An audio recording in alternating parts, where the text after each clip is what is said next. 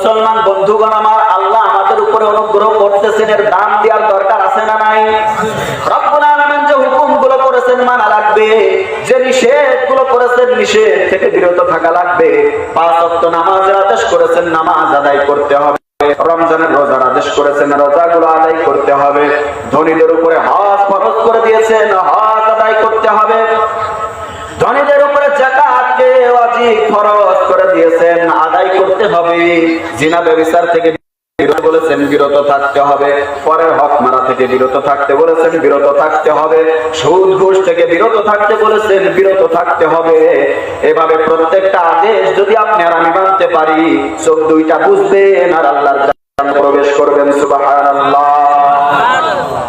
কারা কারা আল্লাহর জান্নাতে যেতে চান একটু হাত দেখান তো। যাদের ইচ্ছা আছে আল্লাহর জান্নাতে যাবেন, হাত দেখান সবাই। আল্লাহ তাআলা মানুষ